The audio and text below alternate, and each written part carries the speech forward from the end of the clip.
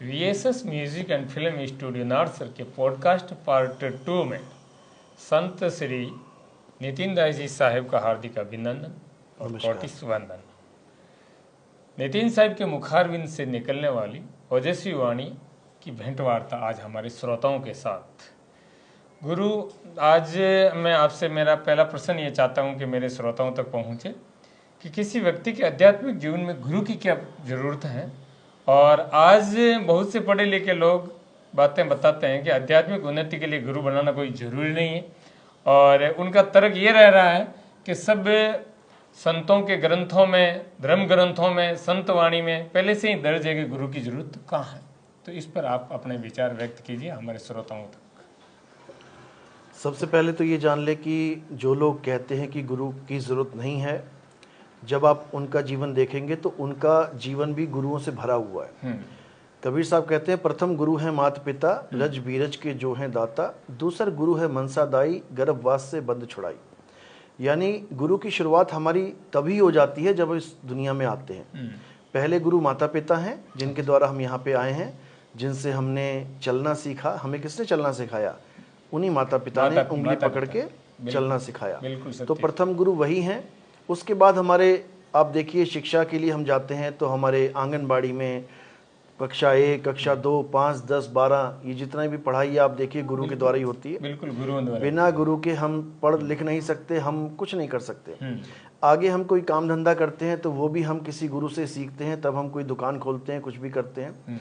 तो जो लोग ये कहते हैं कि गुरु की जरूरत नहीं है, वो असल में जानते ही नहीं कि गुरु तत्व होता क्या है।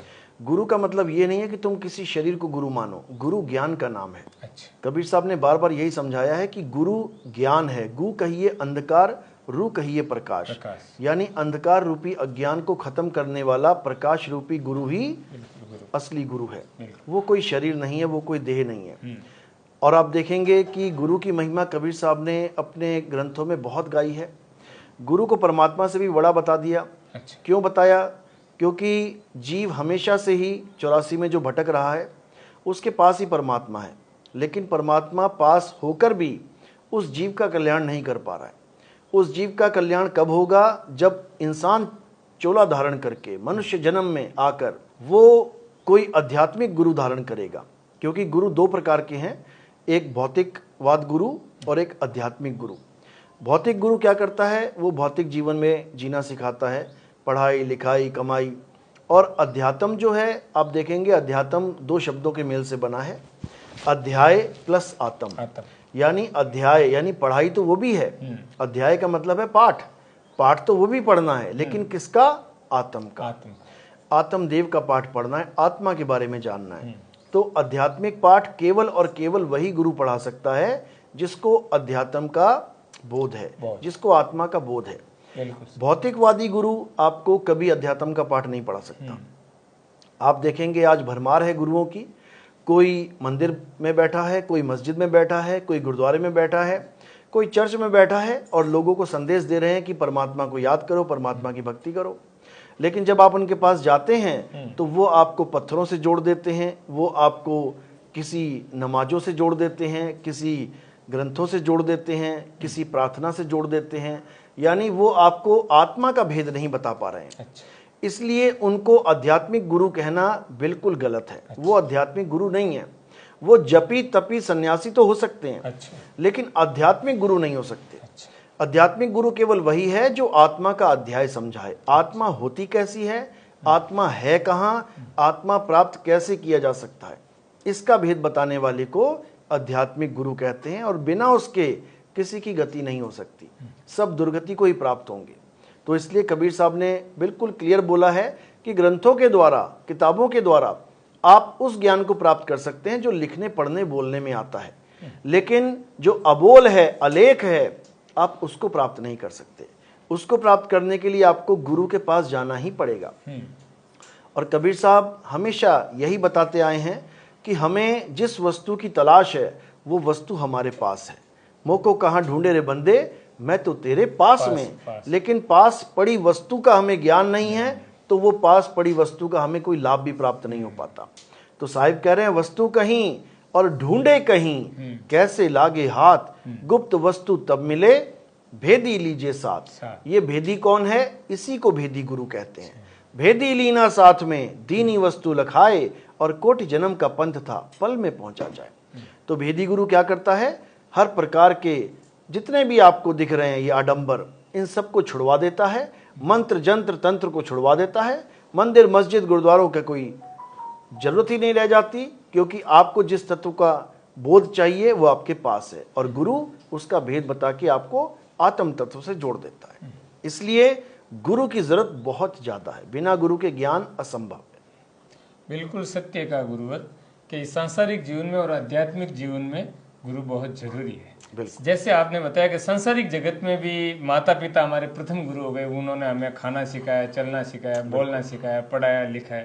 उसी तरह से अगर हम हमारी आत्मा का कल्याण चाहते हैं तो आध्यात्मिक गुरु भी बहुत जरूरी है। पर सर मेरे मन में एक ये क्वेश्चन और आ रहा है कि जैसे मैं जिज्ञासु हूँ, तो मुझे गुरु धारण करते वक्त मुझे कैसे पता चलेगा कि मेरा सच्चा गुरु या आत्मभेदी गुरु यही हो सकता है? मैं कैसे कैसे गुरुओं की मतलब कसौटी पे उनको परखूं, उनका पता कर सकूं कि भाई ये वास्तव में गुरु बनने लायक है?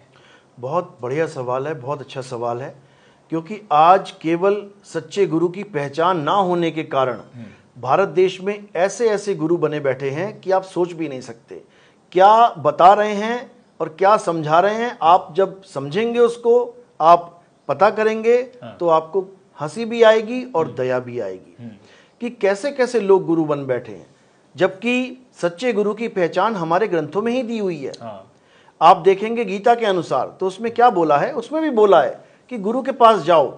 अध्याय 4 34वां श्लोक, उसमें बिल्कुल क्लियर बोला है, हे अर्जुन, अगर तुम सत्य को प्राप्त करना चाहते हो, अगर तुम आत्म तत्व को प्राप्त करना चाहते हो, तो तुम ऐसे तत्वदर्शी संत की शरण में जाओ जिसने उस आत्म तत्व को प्राप्त कर लिया है। उसमें आत्म तत्व को प्राप्त करने की बात की गई है। और कौन करवाएगा? तत्वदर्शी संत। लेकिन अगर आपको पता ही नहीं है कि तत्वदर्शी संत होता क्या है, तो याद रखिए कोई भी आपके जीवन में तत्वदर्शी संत बन के आ जाएगा। लेकिन अगर आपको पता है, आपको परिभाषा पता है कि तत्वदर्शी संत कहते किसे हैं, तो याद रखिए आपके जीवन में कभी भी कोई आडंबर करने वाला, कभी भी कोई पाखंडी नहीं आ सकता। इसलिए हमें सबसे पहले यह जानना पड़ेगा कि तत्वदर्शी संत होता क्या है। तो इसको अच्छे से समझना है तो एक एक बात समझ में आएगी।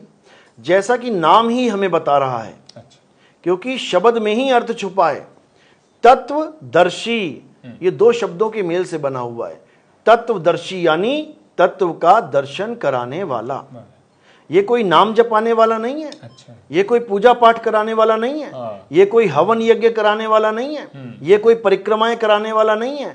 ये कोई नमाज पढ़ाने वाला या कोई पाठ पढ़ाने वाला बिल्कुल नहीं। तत्वदर्शी का मतलब है जो तत्व का दर्शन कराए। लेकिन कौन से तत्व का, इसका भेद हमें कैसे पता लगेगा? उसके बारे में अध्याय 2 16वां श्लोक हमें बिल्कुल क्लियर करता है गीता का कि हे अर्जुन, इस दुनिया में दो प्रकार के तत्व हैं। एक तत्व जो नाशवान है, जो जन्मता और मर जाता है, जो पल पल बदलता है, और दूसरा तत्व जो अविनाशी है, जिसका कभी जन्म नहीं होता, जो कभी खत्म नहीं होता, जिसको मुसलमानों में कहा जाता है कि वो फना नहीं होता। उसी तत्व का भेद बताने वाले को तत्वदर्शी संत कहते हैं। वो दोनों प्रकार के तत्वों का भेद बता के नकली तत्व यानी असत्य तत्व को छुड़वा देता है और सच्चे असली तत्व को यानी आत्म तत्व को लखा देता है। तभी हम उस तत्व को प्राप्त कर पाएंगे, अन्यथा नहीं। तो पूरे गुरु की पहचान क्या है? जो असत्य छुड़वा दे और सत्य को लखा दे, यानी इन नाशवान तत्वों को छुड़वा दे और उस परम तत्व को लखा दे। यही मदन साहिब की वाणी में बोला गया है, सोई गुरु पूरा कहाए, जो दो अक्षर का भेद बताए, एक छुड़ाए एक लखाए, तब प्राणी निज घर को जाए। यानी जो गुरु दो प्रकार के अक्षरों का भेद समझा दे। एक प्रकार का अक्षर क्या है? ये 52 अक्षर जो होंठ से, कंठ से, जीभ से बोले जाते हैं। अलग अलग प्रकार की भाषाएं, अलग अलग प्रकार के अक्षर, इनको छुड़वा दे।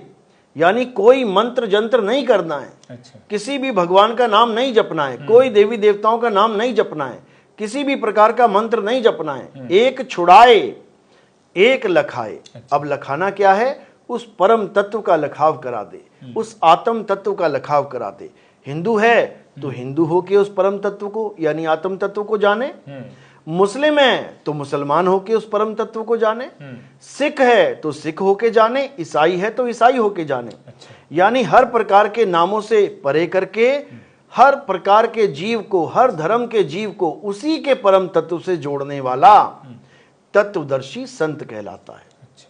ये तत्वदर्शी संत यानी सच्चे गुरु की डेफिनेशन है।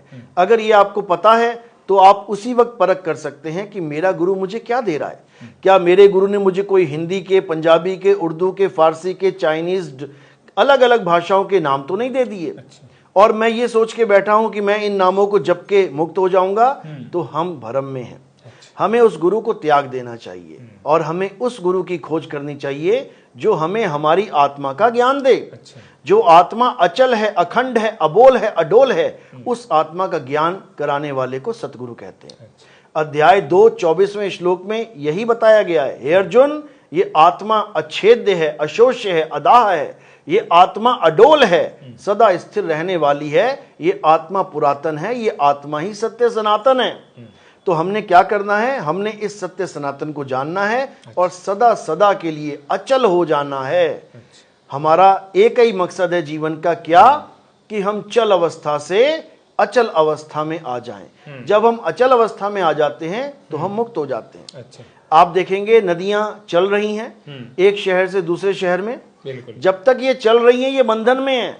इनके ऊपर कहीं भी बांध लगाया जा सकता है। आप देखेंगे एक ही नदी पे 10-10 बांध लगे हुए हैं, लेकिन अगर ये अचल हो जाए यानी समुद्र में लीन हो जाए, अब उसके बाद कोई बांध नहीं लगाया जा सकता। इसीलिए परमात्मा अचल है लेकिन ये जीव ये चलायमान है। तो इसको क्या करना है? हमें ऐसा गुरु मिल जाए जो इस चलायमान जीव को अचल अवस्था प्रदान कर दे। इसी के लिए गरीबदास जी महाराज ने वाणी में सतगुरु के लक्षण बताए। सतगुरु के लक्षण कहूं, अचल विहंगम चाल, और हम अमरापुर ले गए ज्ञान शब्द सरघाल। यानी सतगुरु के लक्षण बता रहा हूं मैं तुम्हें, जो तुम्हें अचल का ज्ञान दे दे। यानी अब चलना नहीं है, अब कहीं आना जाना नहीं है, अब अचल हो जाना है। और कैसे होंगे अचल? विहंगम चाल से। ये विहंगम चाल क्या होती है, इसके बारे में बहुत ही डीप नॉलेज है जो आप हमारे सत्संग यूट्यूब चैनल कहत कबीर सुनो भाई साधो में सुन सकते हैं। क्योंकि ये बहुत ही लंबा विषय है और इसको गहराई से समझेंगे तो एक एक बात समझ में आएगी। तो सच्चे गुरु का लक्षण क्या है? जो आपको अचल कर दे, जो आपको अबोल नाम दे दे, जो आपको अडोल अवस्था प्रदान कर दे, वही सच्चा गुरु है। अच्छा साहिब, हमारे इस चैनल में लाखों फॉलोअर्स हैं, उनमें कुछ भक्त लोग भी हैं, गुरु लोग भी हैं, राम सनई है, कबीरपंथी है, दादूपंथी है, नाथ संप्रदाय के लोग हैं, सगुण उपासक हैं, कोई मंत्र जाप में लगे हुए हैं, तो कुछ श्वासों की साधना में लगे हुए हैं, कुछ त्रिकुटी में ध्यान में लगे रहे हैं, कुछ मुद्रा साधने में लगे हुए हैं। तो आप इस चैनल के माध्यम से ये बताने की कृपा करें कि उनकी ये साधना उनको कहाँ तक ले जाएगी। बहुत ही अच्छा सवाल है, क्योंकि अगर हमें यही नहीं पता कि साधना हमें कहाँ तक ले जाएगी तो उस साधना को करने का कोई मतलब ही नहीं है। हम किसी भी बस में या ट्रेन में या कहीं पर भी हम किसी भी साधन पे बैठते हैं तो हमें पता होता है ये कहाँ तक लेके जाएगा। तो हमें जो साधनाएं बताई गई हैं हमारे ऋषि मुनियों के द्वारा, हमारे पीरों के द्वारा, पैगंबरों के द्वारा और हमारे संतों के द्वारा, हमें पता होना चाहिए कि वो साधना कहाँ तक लेके जाएगी। असल में साधना 4 प्रकार की बताई गई हैं। नंबर 1 पे जाप, नंबर 2 पे अजपा, नंबर 3 पे अनहद और नंबर 4 पे सार शब्द। ये 4 प्रकार की साधनाओं में ही सब प्रकार की साधनाएं सम्मिलित हो जाएंगी, इसी में मिल जाएंगी। तो सबसे पहले हम जानते हैं जाप। जाप क्या होता है? जब हमें कोई गुरु हमें मुंह से जपने वाले कोई नाम हमें कानों में सुना दे और कह दे कि इसी को सारी उम्र आपने जपना है, तो ये जाप कहलाता है। अच्छा। यही जाप अंतर में जाके एक बार बार मंत्रों का उच्चारण करने वाला, जिसको हम मन से उच्चारण करेंगे, वो कहलाता है। अच्छा। भले हम मुंह से ना उच्चारण करें लेकिन मन में भी अगर हम इसका उच्चारण करते हैं तो ये जाप ही कहलाता है।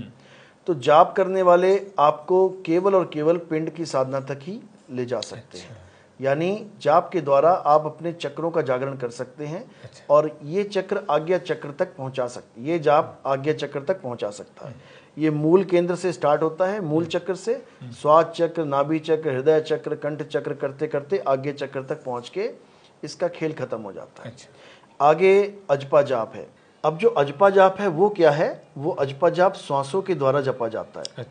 उसमें होंठ का, जीभ का, कंठ का काम नहीं होता है। जो आप सांस ले रहे हैं और आप सांस छोड़ रहे हैं, जिसको श्वास उच्छ्वास कहा जाता है, उसी में मंत्र फिट कर दिया जाता है। जैसे आप सांस ले रहे हैं तो सो, और जब छोड़ रहे हैं तो हंग। जब आप इन शब्दों का उच्चारण करेंगे सोहंग का श्वासों में, तो ऐसे चलेगा, सो हंग, सो हंग। ये भी आपको परम तत्व तक नहीं पहुंचा सकता। हाँ, ये भी आपको केवल पिंड और अंड की साधना तक ही पहुंचा सकता है। लेकिन जब आप आगे बढ़ेंगे और अनहद नाद को जानेंगे, तो आप जब कानों में उंगलियां डालकर 5 तत्वों की 5 धुनों को सुनेंगे, तो उसको अनहद नाद कहा जाता है। उसकी धुन आपको कहाँ तक ले जाएगी? आपको ब्रह्मांड तक ले जा सकती है। जैसे कहते भी हैं कि एक शब्द जो ब्रह्मांड में हो रहा है, एक आवाज जो पूरे ब्रह्मांड में फैली हुई है, ये केवल वहां तक ही पहुंचा सकता है। इसके आगे आप नहीं जा सकते। तो जाप, अजपा और अनहद की जो सीमा है वो पिंड अंड ब्रह्मांड तक ही है। लेकिन जो सार शब्द है, जो सत्य शब्द है, जो परम तत्व है, अगर आप उस परम तत्व का ध्यान करते हैं, गुरु के द्वारा बताए हुए मार्ग पे चलते हैं, सतगुरु के द्वारा दिखाए हुए मार्ग पे चलते हैं, तो आप पिंड अंड ब्रह्मांड से पार निकल जाएंगे। कबीर साहब ने इसी को विहंगम चाल के द्वारा समझाया है। शब्द विहंगम चाल हमारी, कहें कबीर सतगुर दई तारी, खुले कपाट शब्द झनकारी। अब ये शब्द झनकारी क्या है? यही वो परम तत्व है, यही वो सार शब्द है, जिसको प्राप्त करके आप पिंड अंड के पार सो देश हमारा है, यानी आप पिंड अंड ब्रह्मांड के पार पहुंच जाएंगे। उसके बाद आपका आना जाना सदा सदा के लिए खत्म हो जाएगा। लेकिन अगर आपको जाप, अजपा, अनहद से ही पीछा नहीं छूट रहा है, तो आप कहीं नहीं जा सकते, आपको यहीं रहना पड़ेगा। इसी को 4 चालें भी बताया गया है। मकड़ी की चाल, मछली की चाल, चींटी की चाल और पक्षी की चाल। जो चींटी की चाल है वो जाप बताया गया है कि जाप करने वाले चींटी की चाल के द्वारा, यानी छोटे छोटे पॉइंट्स जो हमारे बने हुए हैं, जो एनर्जी के केंद्र हैं, जिसको हम चक्र कहते हैं, ये चींटी की तरह इस दीवार पे चढ़ते हैं जाप वाले। अजपा वाले जो श्वासों वाले हैं, वो मछली की तरह इस पे चढ़ते हैं। जैसे मछली पानी के द्वारा पानी की विपरीत दिशा में छलांग मार के चलती है, इसी प्रकार ये जो सूरत है, ये मछली के तरह श्वासों पे चढ़ती है। उसके बाद जो अनहद नाद है, उसका क्या रोल है? वो मकड़ी की चाल है। जैसे मकड़ी चढ़ती तो पहले चींटी की तरह है, लेकिन उसके बाद एक जाला बुन लेती है और अपने जाल से ही चढ़ती और उतरती है। फिर वो दीवार का यूज नहीं करती।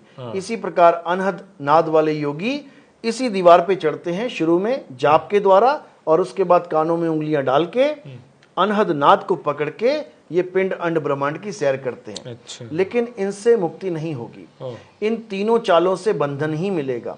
असली चाल क्या है? वो विहंगम चाल है, जिसके लिए हर संत ने अपनी वाणी में इसका नाम लिया है, विहंगम चाल के बारे में समझाया है।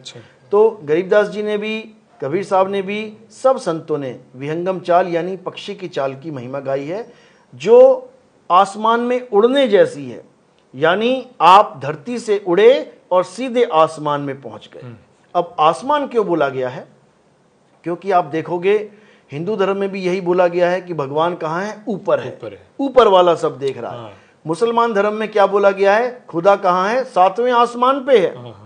आप देखोगे मीराबाई की वाणी में भी आता है कि गगन मंडल पे सेज पिया की, मिलना किस विध होए। हर धर्म में हर संत आपको इशारा कर रहा है आसमान में उड़ने का। तो ना तो चींटी उड़ सकती है, ना ही मछली उड़ सकती है, और ना ही मकड़ी उड़ सकती है।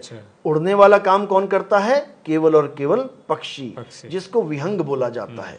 तो पक्षी की चाल ही पूर्ण संत की चाल है, जिसको विहंगम योग कहा जाता है।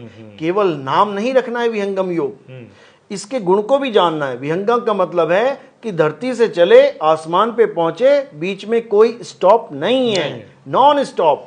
लेकिन आज विहंगम योग नाम से कई पंथ चल रहे हैं जो आपको अलग अलग स्टेजों तक पहुंचाते हैं। अच्छा। कि पहले हम यहां तक पहुंचेंगे, फिर हम यहां तक पहुंचेंगे, बिल्कुल गलत है ये।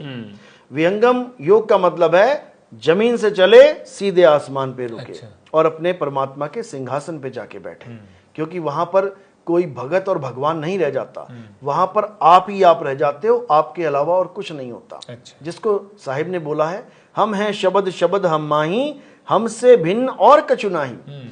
यानी ये दृश्य और दृष्टा भाव सदा सदा के लिए खत्म हो जाता है और आप अपने परम तत्व को प्राप्त करके स्वयं परम तत्व ही हो जाते हो। यानी आप शुद्ध चैतन्य स्वरूप, आत्मा स्वरूप हो जाते हैं। तो ये भेद है भक्ति का कि हमें किस प्रकार की भक्ति करनी चाहिए। जाप देने वाले, अजपा जाप जपवाने वाले और अनहद नाद वाले गुरु को आप, ठीक है आपने अगर धारण कर लिया है, लेकिन अगर आप आगे बढ़ना चाहते हैं तो इनको त्याग के आगे बढ़ना चाहिए, इसमें कोई दोष नहीं। बहुत ही सुंदर बातें बताई गुरुदेव। मेरा एक और आपसे प्रश्न रहेगा कि वर्तमान समय में रूस, यूक्रेन, इजराइल, फिलिस्तीन, अभी इजराइल और ईरान के बीच में जो युद्ध चल रहा है, और कहीं जैसे वहाँ ईसाइयों और यहूदियों के बीच में, इस्लाम के बीच में, अभी अपने इंडिया में देखते हैं तो हिंदू और मुसलमानों के बीच में जो ये लड़ाई चल रही है, वर्चस्व की लड़ाई चल रही है, मार काट चल रही है, तो ऐसा लग रहा है कि दुनिया तीसरे विश्व युद्ध के कगार पर पहुँच चुकी है। जबकि साथ ही साथ जैसे हमारे बाबा जय गुरुदेव जिन्होंने अपनी भविष्यवाणियों में लिखा है कि आने वाला समय ऐसा आएगा कलयुग में कि सब सतनाम में एक हो जाएंगे। बिल्कुल। क्या बात सत्य है? बिल्कुल सत्य है। उन्होंने, बाबा जय गुरुदेव ने अपने सत्संगों में बहुत सी जगह बोला है कि एक ऐसा समय आएगा जब हर इंसान एक झंडे के नीचे आ जाएगा। उसमें यह भी बोला है कि उस पंथ की एक भाषा, एक झंडा और एक नाम होगा। जबकि वो अपने ही पंथ वालों को, अपने ही शिष्यों को 5 नाम देते थे। 5 नाम देने वाला गुरु एक नाम देने वाले गुरु की महिमा गा के जाता है, तो सोचने का विषय है। अच्छा। आखिर ऐसा क्यों बोल रहे हैं? तो उन्होंने अपनी वाणियों में बिल्कुल स्पष्ट बोला है कि अभी जो मैं 5 नाम दे रहा हूं, उससे तुम्हारा जो कल्याण हो रहा है, ये तब नहीं होगा जब आने वाला महात्मा उस एक नाम की महिमा गाएगा। अच्छा। उस एक शब्द की महिमा गाएगा जिसे आवाज ऊपर से आएगी। उन्होंने अपनी वाणी में बोला कि हमें जो ज्ञान मिला है वो अंदर का ज्ञान मिला है। अच्छा। हमें जो आवाज आ रही है वो अंदर से आ रही है। हमें एक नहीं 5 तत्वों के धुनों की आवाज आ रही है। लेकिन जो आने वाला महात्मा आएगा उसको आवाज ऊपर से आएगी। अच्छा। और वो एक आवाज होगी, फिर वो उसी को कहेंगे, यानी वो उसी का उपदेश करेंगे। अच्छा। और तब तुम सबको उसी एक नाम से मुक्ति मिलेगी, इन 5 नामों से या जय गुरुदेव नाम से नहीं। अच्छा। ये उनकी पत्रिका में 1980 में छापा गया था। तो उन्होंने तो अखंड महिमा गाई है उस पंथ की जो पूरे विश्व को एक करने की ताकत रखता है। अच्छा। उसी पंथ की महिमा कबीर सागर में भी है। कबीर साहब ने भी बताया कि 12 पंथ काल फुरमाना, काल यानी मनमत। अच्छा। ये मनमत 12 क्या, 12 करोड़ हुए पड़े हैं। 12 पंथ काल फुरमाना, भूले जीव न जाए ठिकाना, 13वें पंथ हम ही चले आए, सब पंथ मेट के एक पंथ चलाएं। अच्छा। कबीर सागर भी प्रमाण देता है कि जितने भी लोग अलग अलग धर्मों में, अलग अलग जात पात में, अलग अलग संप्रदायों में बट चुके हैं, ये सब फिर से एक होंगे। यही ईसा मसीह का ग्रंथ कहता है। आप बाइबल पढ़ेंगे, उसमें क्या बताया है कि जब इस दुनिया में बहुत हाहाकार मच जाएगा, तबाही मच रही होगी, धर्म के नाम पे लोग एक दूसरे की गर्दनें काट रहे होंगे, तब क्या होगा? तब बड़ी बड़ी सुनामी आएंगी, भूकंप आएंगे। अच्छा। और बहुत बड़े बड़े जलजले आएंगे। उसके बाद क्या होगा? उसके बाद ईसा मसीह दोबारा आ जाएंगे। अच्छा। उसमें जीसस सेकंड कमिंग नाम से उनको वापस इसी दुनिया में आने का जिक्र किया गया है। अच्छा। वो क्या करेंगे आके? वो पूरे संसार को फिर से एक कर देंगे और सबको सत्य का मार्ग बताएंगे। पूरा संसार द होली स्पिरिट को जानेगा। अच्छा। यानी शुद्ध आत्मा को जानेगा। तो शुद्ध आत्मा क्या है, इसी का भेद हमारी गीता में बताया गया है कि यदा यदा ही धर्मस्य ग्लानिर्भवति भारत अभ्युत्थानम अधर्मस्य तदात्मानं सृजाम्यहम्। जब जब अधर्म बढ़ता है, धर्म की हानि होती है, तब तब मैं अवतार लेके आता हूं।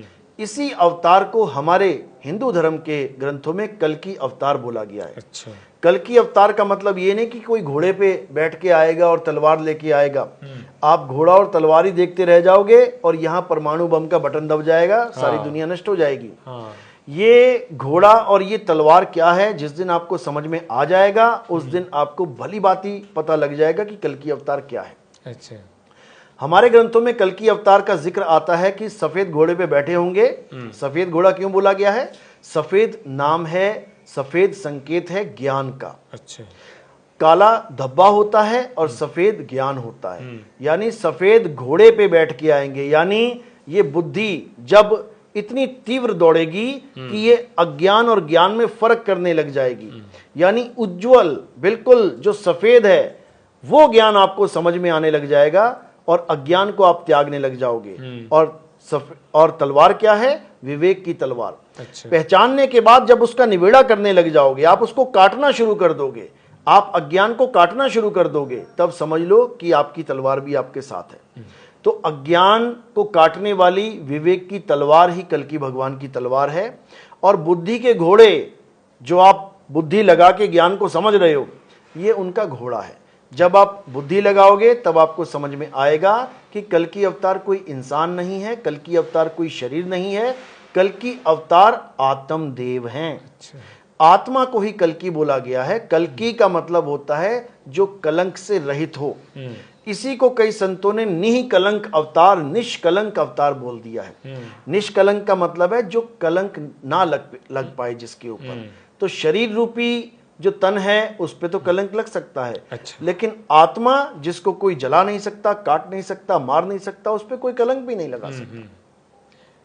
तो ये कल की अवतार क्या है? आत्म ज्ञान ही कल की अवतार है। बिल्कुल। इसी को मुसलमानों में इमाम मेहंदी करके बोला गया है। अच्छा। इमाम मेहंदी का मतलब क्या होता है? मेहंदी का मतलब होता है कि अल्लाह जिसको ज्ञान दे और वही ज्ञान वो सारे समाज को दे, सारे संसार को दे, उसको मेहंदी कहते हैं अरबी भाषा में। अच्छा।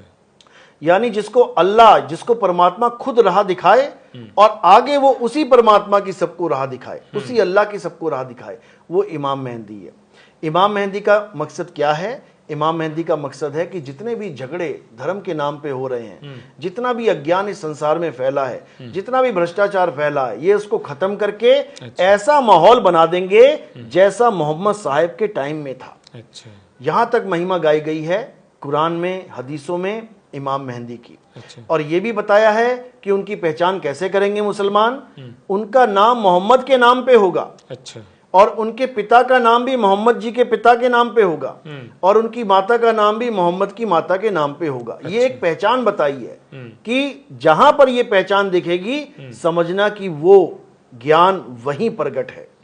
तो ये कुछ पहचान भी बताई गई हैं। कल की अवतार के माता पिता के बारे में भी बताया गया कि विष्णु यश और सुमति नाम की उनकी माता और पिता होंगे। अच्छा। विष्णु यश का मतलब है परमात्मा का नाम।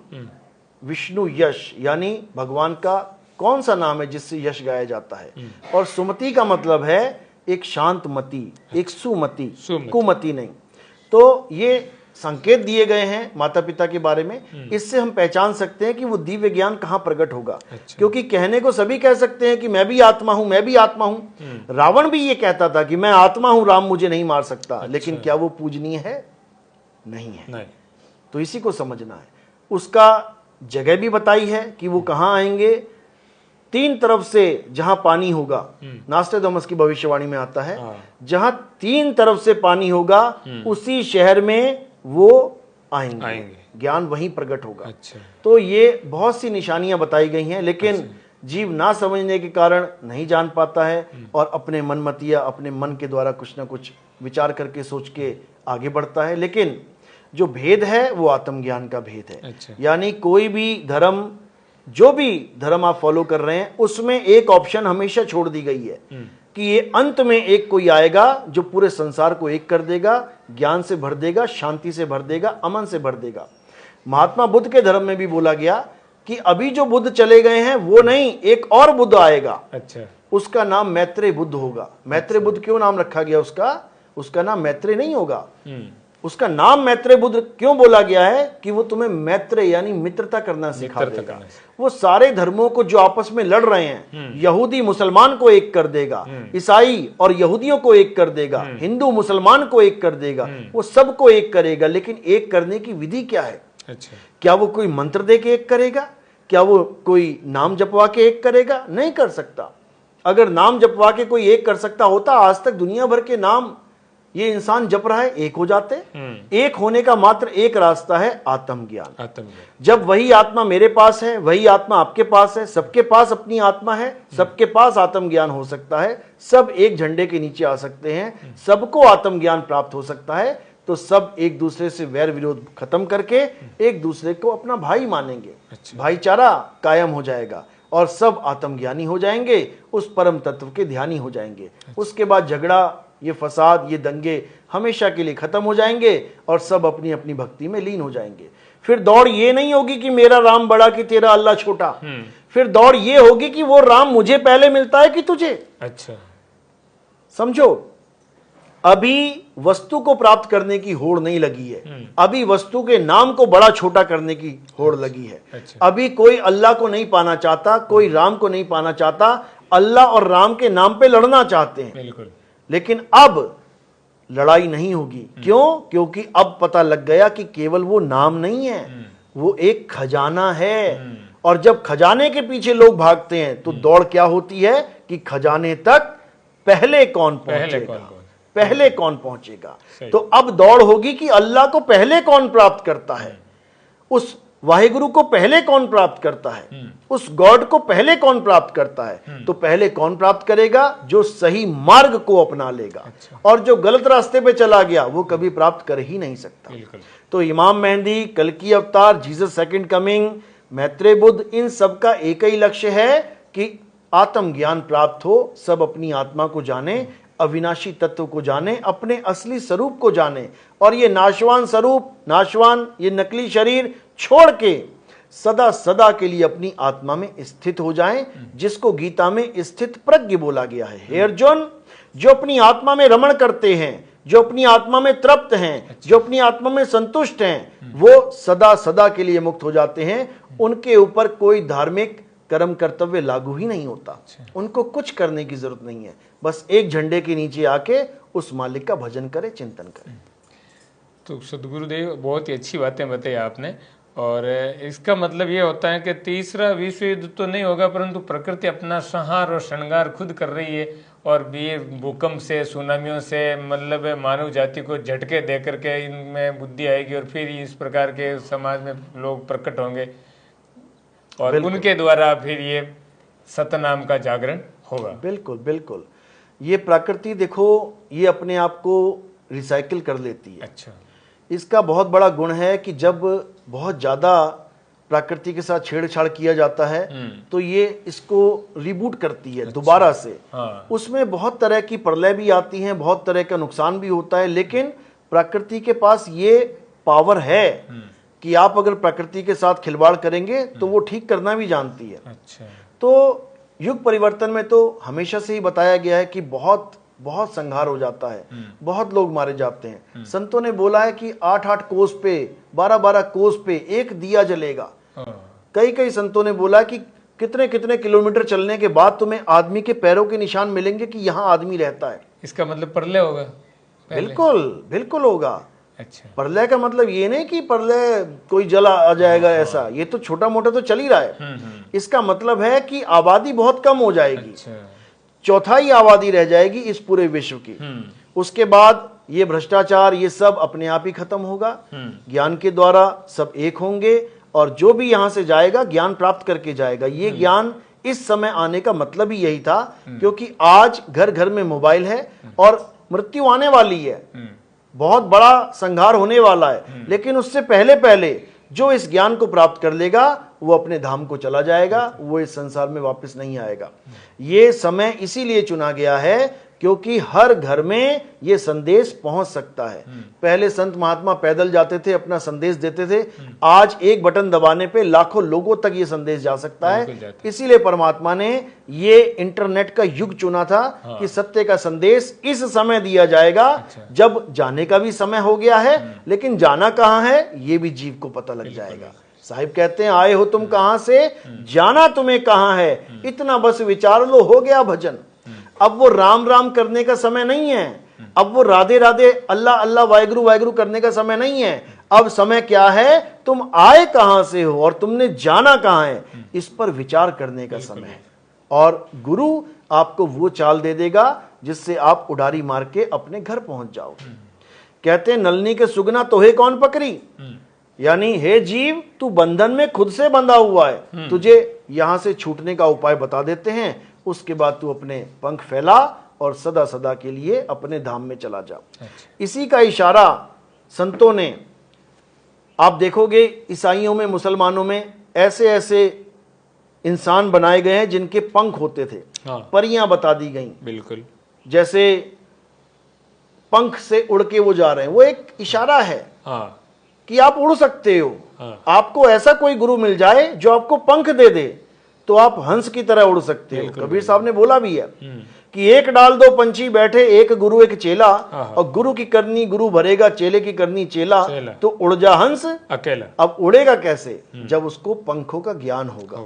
अभी किसी को अपने पंखों का ज्ञान ही नहीं है, और जब ज्ञान हो जाएगा तो ये जीव अपने आप उड़ता हुआ अपने मालिक के पास पहुंच जाएगा। अभी तो हम सब सिर्फ भौतिक सुख के पीछे भाग रहे हैं, आध्यात्मिक सुख की ओर तो गए ही नहीं। यही तो हमारी अज्ञानता है, और यही हमें तत्वदर्शी गुरु मिलेंगे तो ही होगा। बिल्कुल, तत्वदर्शी संत के द्वारा ही आपको अपना स्वरूप प्राप्त हो सकता है। अन्यथा इस दुनिया में और कोई चारा ही नहीं है कि आपको स्वरूप प्राप्त हो, नहीं हो सकता। तो इसलिए तत्वदर्शी संत आपके जीवन में